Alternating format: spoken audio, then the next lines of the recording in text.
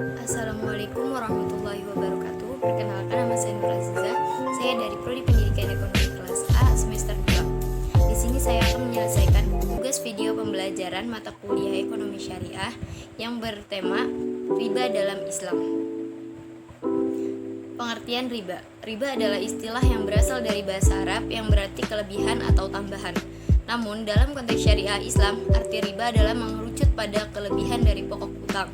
Kelebihan dari pokok utang inilah yang membedakan riba dengan transaksi jual beli yang dikenal dengan ribun atau laba, di mana kelebihan berasal dari selisih dalam jual beli dan hukum dari riba itu adalah haram.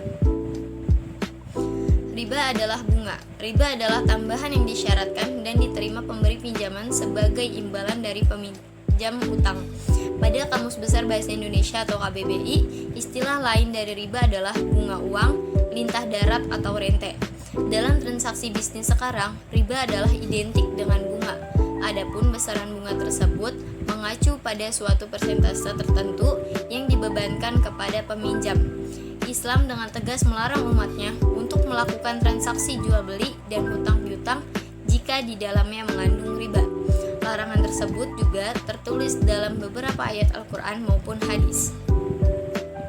Jenis-jenis riba ada 5. Yang pertama riba fad, yang kedua riba yat, yang ketiga riba nasi'ah, yang keempat riba qard, dan yang kelima riba jahiliyah. Pertama riba fad. Pada riba fad, riba adalah kegiatan transaksi jual beli maupun pertukaran barang-barang yang menghasilkan riba. Namun dengan jumlah atau takaran berbeda. Contoh fad riba adalah menukar uang satu lembar pecahan 100.000 dengan uang pecahan 10.000 berjumlah 11 lembar alias nilainya 110.000 sehingga ada kelebihan 10.000. Ribayat. Pada ribayat, riba adalah hasil transaksi jual beli dan juga penukaran barang yang menghasilkan riba maupun non-ribawi. Namun, waktu penerimaan serah terima kedua orang barang tersebut mengalami penundaan. Contoh yat riba adalah ketika seorang membeli mobil secara tunai dihargai sebesar 100 juta, namun saat seorang memutuskan membelinya secara kredit, harganya menjadi 120 juta.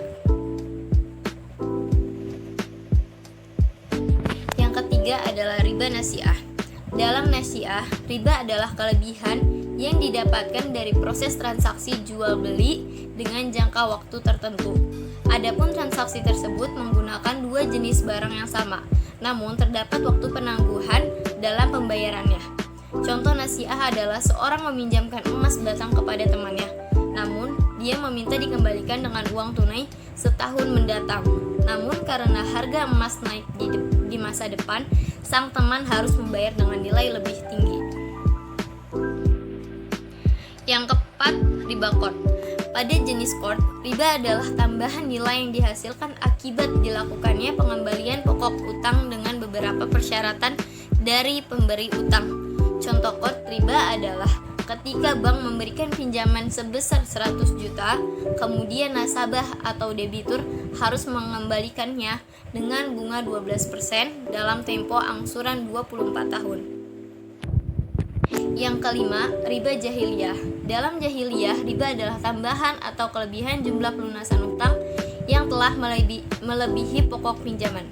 Biasanya hal ini terjadi akibat peminjam tidak dapat membayarnya dengan tepat waktu sesuai perjanjian, dengan dalil yang disebutkan di atas maupun pendapatan para ulama, hukum riba adalah haram. Riba adalah transaksi yang terlarang dalam Islam. Sekian dari saya, wabillahi taufiq wal hidayah. Wassalamualaikum warahmatullahi wabarakatuh.